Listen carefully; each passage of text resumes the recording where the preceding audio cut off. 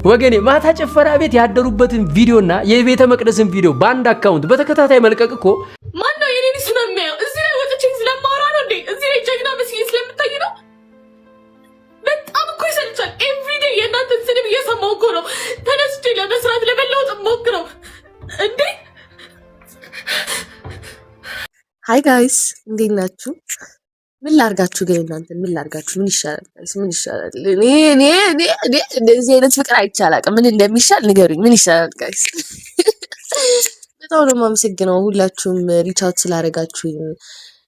ፋይናሊ ቢቆይም አልቅሼ ምናምን ቢሆንም ፋይናሊ ትክክለኛው ባለጌ ማን እንደሆነ ስለገባችሁ በጣም ነው የማመሰግነው። ብቻ ፋይናሊ አንደርስታንድ ስላደረጋችሁ አብዛኛውን ነገር በጣም ነው የማመሰግናችሁ። በመጨረሻም ቢሆን ከባለጌዎች ጋር ላለመቆም በመወሰናችሁና እኔ የተናገርኩት ስህተት አለመሆኑን በመረዳታችሁ በጣም ነው የማመሰግነው። ከዛ በመቀጠል ደግሞ አንድ ሳምንት ምናምን ብሬክ ለመውሰድ ፈልጌ ነበረ ትንሽ ራሴን ለማዳመጥ ምናምን፣ ግን ሳልፈልግ ተመለስኩኝ። ትናንትና የተመለስኩበት ሪዝን ደግሞ ዩቱብ ላይ አንድ መሸቀያ ለማድረግ የፈለገ ትንሽ ድንክ ጡብ የሚል ውሻ አለ። አንተን እኔ አክብሬ አላናግርህም። ለምናገረው ንግግርም ከዚህ በኋላ ይቅርታ ጠይቃችኋለሁ ሁላችሁንም።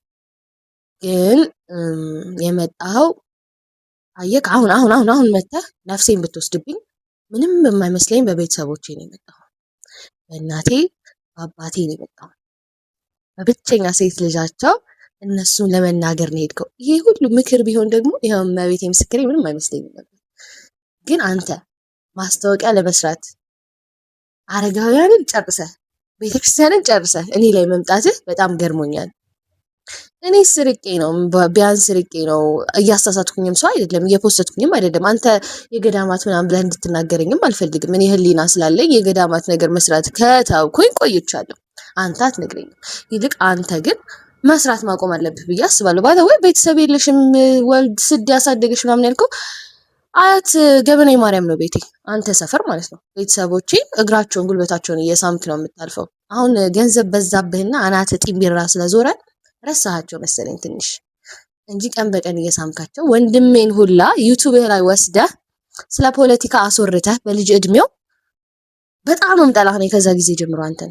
ከዛ ግን ልክ ወደ ቤተክርስቲያን መምጣት ስጀምር እውነተኛ ማንነትህን እየነገሩኝ ሲመጡ አንተ አምላክህ ገንዘብ መሆኑን ስለማቅ መተህ እኔን ለመናገር መውጣት ያሰፍረኛል። ምኑ እንዳናደደ አልገባኝም። ባለ ሀብት ነው የሚመቸኝ ስላልኩኝ ነው። እና እኔ እኮ በጣም ጥሩ ደረጃ ላይ ያለሁኝ ሴት ነኝ። ኦፍኮርስ የተሻለ ሰው ነው የምፈልገው። ኦፍኮርስ ባለ ሀብት ነው የምፈልገው። መብት አይደል እንዴ? አንተ በመጽሐፍ ቅዱስ ታምን የለ እንዴ? ባለ ሀብት እንዴት እንደሚመጣ እግዚአብሔር ሀብት እንዴት እንደሚባረክ አታውቅም እንዴ? ሲጀመር አንተ እውነት መጽሐፍ ቅዱስ የምታውቅ ሰው ብትሆን ኖሮ ማለት ነው በልጅ ጥፋት ቤተሰቦችን አትናገርም ነበር። አዳም አባቴ ትላለህ እንጂ ቃይል አባቴ እኮ አትልም አይደል? ግን ቃይል የአዳም ልጅ ነው አይደለ? ሔዋንና አዳምን ግን ለቃይል ስራ አትወቅሳቸውም። ስለዚህ ፋራ ጅልጥ ምንም ማታውቅነህ ማለት ነው። አንተ ዘ ኦንሊ ቲንግ የሚያሳስብህ እቺ ዩቲዩብ ላይ ማለት ነው። ግን ይሄ ፍምስና ማለት ነው ይሄን ያህል ቂጥ ሊከታ አይገባም። ሰው መሆን አለ፣ ሰውነት ሊታይብህ ይገባል። እኔን ያዋረድክ መስሎ በጣም ጀጅ ተደረክ በብዙ ሰው። እኔ አሁንም ቢሆን እኔ እናንተ በእግዚአብሔር ፊት ብንቀርብ ማን ሞገስ እንዳለው አውቃለሁ። ቢያንስ እኔ ርቄ ማረኝ ነው የምለው። አንተ ግን ስሩ ሆነ የምትወጋው ባለጌውን በዴው አንተ ነህ። ካስፈለገ ከዚህ በኋላ ከነ ማስረጃ እያወጣሁ አሳያለሁ ምን እንደምታደርግ ማለት ነው። ለየትኛውም ፈጣሪም ቤተክርስቲያንም ማሰበሰብ ለዩቲዩብ እንዴት እንደምትሸቃቅል አሳያለሁ። አየክ አይኔን ነካኸኝ፣ ቤተሰቦቼን ነካኸኝ። እዚህ ጋር አውርቼ የሚጨርሰውም ነገር አይደለም። በቅርብ እንገናኛለን ቃል እገባልሃለሁ። ለምን ምን ችግር አለው ብሞትስ? ቤተሰቦቼ እኮ ናቸው። አይ ዶንት ኬር ገባክ? የኔም ቤተሰቦች ያለ ልጅ ያንተም ልጅ ያለ አባት ይቀራታል በዚህ ንግግር። አለበለዚያ ይቅርታ ጠይቀህ ቪዲዮህን ታጠፋታለህ። አሁንም ቢሆን ሐሳቤን አልቀየርኩም። ባዮ ላይ ብትሄዱ የምፈልገው ባለ ሀብት ወንድ እንደሆነ አስቀምጫለሁ። መብቴ ነው፣ ማንም አይከለክለኝም።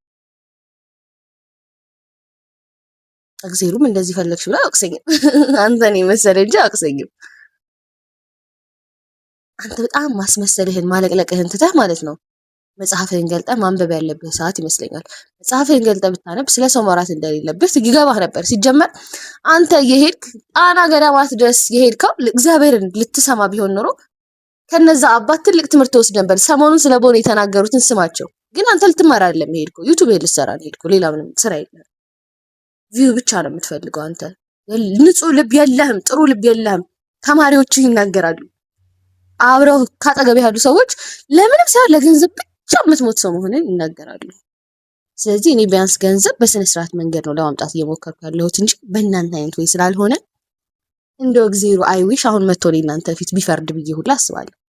ስለዚህ ቀጣይ ደግሞ የምናገረው ስለምንጸድቅ ምናምን የሚባል ድርጅት ነው መሰለኝ ያሰራ ሴት ልጅ ተሳልቦ ቪዲዮ እንዲሰራ ነው ታበረታቱት ማለት ነው። ይሄ ነው ካምፓኒያችሁ፣ ይሄ ነው ስራችሁ።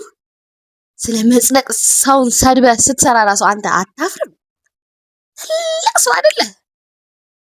ቀለል ትላለህ በመቤቴ። በዚህ ልክ ቀለልክብኝ። እኔ አትመቸኝም ነገር ያለው ከወንድሜ ጀምሮ። ፕላስ ደግሞ ቀረብ ብዬ በቤተክርስቲያን ውስጥ ምን እንደምታደርግ ስለማቅ የምታታልለው ከሩቅ ያለውን ህዝብ እንጂ ያውቃለሁ። አንተ እኮ ሲጀመር ማለት ነው ለዩቲዩብ ከሆነ ሁለቱንም እምነት እኮ እኩል እኮ ሁለት እምነቶችን ልታጫውች እኮ የሞከርሽ ሰው ነሽ። ምን ረሳሽ መስሎሽ ነው? ለፈጣሪ ቆማ አታውቅም አንተ። አስመሳይ ነው። ምድር ላይ እንዳንተ አይነት አስመሳይ የለም። ተረጋጋ። እኔ ካንተ በጣም በብዙ እሻላለሁ። አየህ፣ እኔ ሰው አይቼ ክፋት ላስብ አይምሮ ያልተፈጠረልኝ ከደግነት ውጪ ምንም ሊያስብ ያልተፈጠረልኝ። አንተ ግን መርዝ ነህ። ስለዚህ ልክ እንዳልኩ ቃሌ እንዳትረሳ። የኔም ቤተሰቦች ያለ ልጅ ያንተም ልጅ ያለ አባት ይቀራታል እንጂ ይቅርታ ትጠይቃታለህ የተናገርካትን ነገር ቃል ለምድር ለሰማይ። ከዛ በተረፈ ግን ጋይስ አም ባክ ኮንተንት ሰራላችኋለሁ። መጀመሪያ የጥርስ የጠይቃችሁኝ ኮንተንት ነው የምሰራላችሁ። ሶ ዊል ቢ ባክ ስራችን እንሰራለን። ምን እንላለን? ሪፖርት መደረግ ስለማይቀር ኮፒ ሊንክ ማድረጋችሁ እንዳትረሱ። በጣም ነው የምወዳችሁ፣ በጣም ነው የማከብራችሁ። እግዚአብሔር ያክብርልኝ፣ እውነት እግዚአብሔር ያክብርልኝ። ባለጌ ምናምን ሲባል ቲክቶክ ላይ ከኔ በላይ ባለጌ ከኔ በላይ ምን እያለ ያወቃችሁ ነገር ስለሚገንብኝ ብቻ ማንም ሰው እንደተነሳብኝ ማወቃችሁ በጣም ነው ማመሰግነው። እግዚአብሔር ያክብርልኝ። በጣም ነው የምወዳችሁ። ባምቢ አበሻ ብዙ ጊዜ ስህተቶቿ የሚያጠነጥኑት ላይቭ ላይ ገብታ ክፉ ሰዎች ለሚያቀርቡላት ጥያቄ ስሜታዊ ሆና በምትመልሰው መልስ ነው። እነዚህ ሰዎች ልክ የሙዝ ልጣጭ መሬት ላይ ወድቆ አንሸራቶት እንደሚወድቅ ሰው አይነት የክፋት ልጣጫቸውን በጥያቄ መልክ ይጥሉና አንደበቷ አዳልጦት እንድትወድቅ ያደርጓታል። ከወደቀች በኋላ አወዳደቋን ላይቭ ሪከርድ ቀርተው በአደባባይ ይሰቅሉታል። በእሷ ላይቭ ላይ ከ1000 እስከ 1500 አሊያም ከ900 እስከ 1000 ሰው ላይቭ ላይ ይገኛል። እነዛ ሰዎች ስለተፈጠረው ጠቅላላ ጉዳይ ሊያውቁ የሚችሉበት ሁኔታ ያለ፣ ምክንያቱም ላይቭ ላይ ያወራቻቸውን ነገሮች ራስጌውና ግርጌውን ስለሚያውቁ ማለት ነው። ነገር ግን ያ ሪከርድ ከወጣ በኋላ ብዙ ሰዎች የሚመለከቱት እሷ ስሜታዊ ሆና የመለሰችውን መልስ ነው። ከሰሞኑ እንደሰማችሁት ስለ ባል የተናገረችው ነገር አለ። ትዳርን የምታናንቅ የምታጥላላ የማትወድ ተደርጎ ነው የወጣው።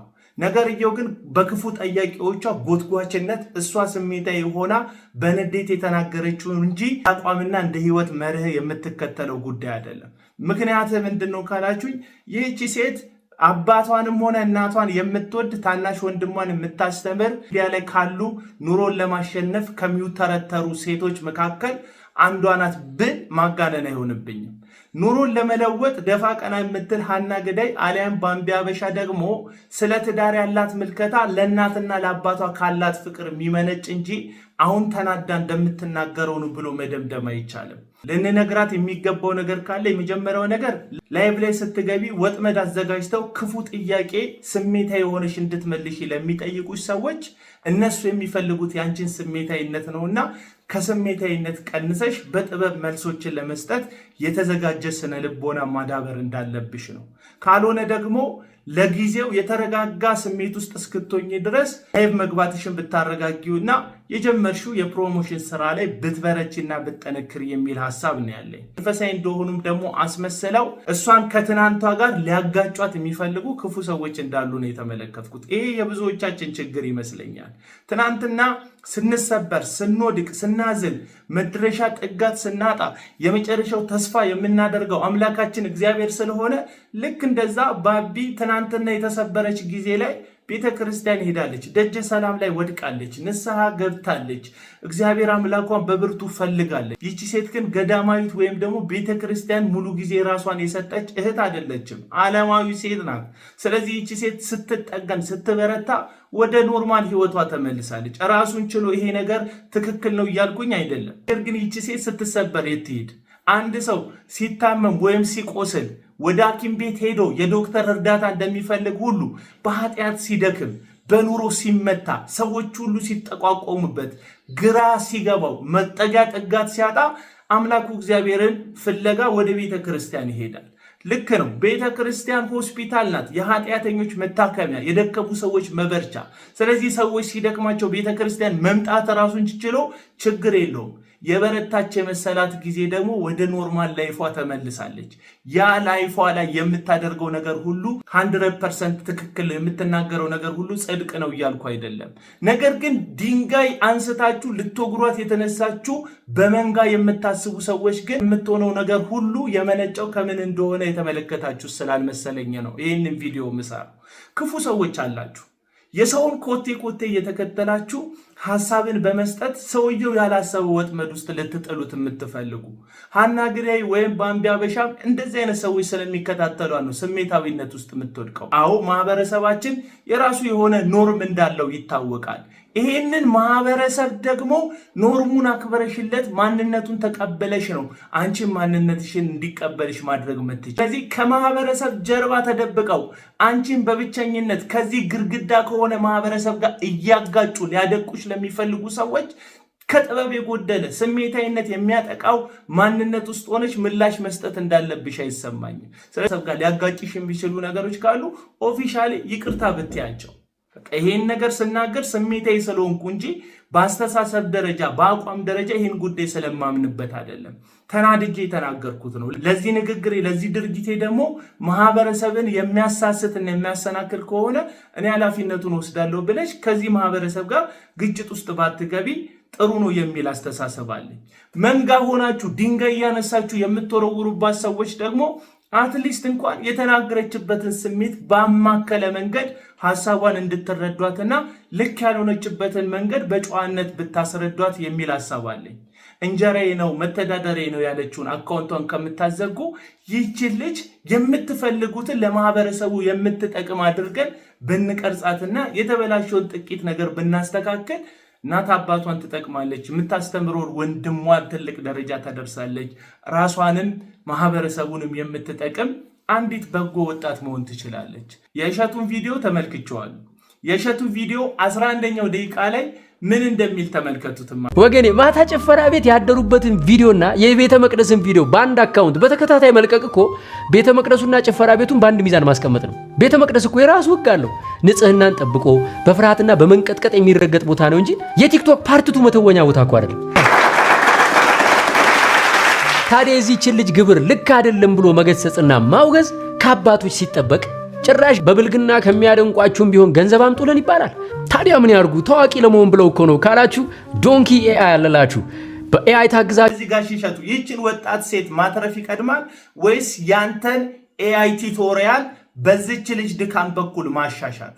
አንዳንድ ሰዎች ጥሩ ነገር ይናገራሉ። እኔ እሸቱ ከተናገረው ንግግር ጋር በአመዛኙ ጸብም ግጭትም የለኝም። ነገር ግን ይህ መልካም የሚመስል ንግግሩን የተናገረው የዚችን ልጅ ቫይራል የሆነ ደካማ ነገሯን አደባባይ ላይ በማውጣት የሱን ኤአይ ቱቶሪያልን ለማሻሻጥና ሰዎች እሱ ጋር ተመዝግበው እሱ ገንዘብን ሜክ ለማድረግ ነው። ለሷ የታሰበም አይደለም፣ ለማህበረሰብም የታሰበ አይደለም። ለጋሽ እሸቱ ብቻ የታሰበ ባምቢ እህታችን በጣም ጥሩ የምትሰራቸው ብዙ ነገሮች አሉ። እንደ አንድ ወጣት ደግሞ የተሳሳትሻቸው ብዙ ነገሮች አሉ። የተሳሳትሻቸውን እያረምሽ ጥሩዎችሽን እያበረታሽ እግዚአብሔር አምላክሽ በምትፈልጊው በየትኛውም ሰዓት ላይ የሚገኝልሽ ደገኛ አምላክ በልብሽ እያሳደርሽ ስሜታዊ እያደረጉሽ ስህተትሽን ከሚያሻሽጡ ሰዎች ስሜታዊ ባለመሆን በመቆጠብ እያሳፈርሻቸው እንድትቀጥይ የአንድ ታላቅ ወንድም ምክር መክርሻለሁ። ሰላሙኝ።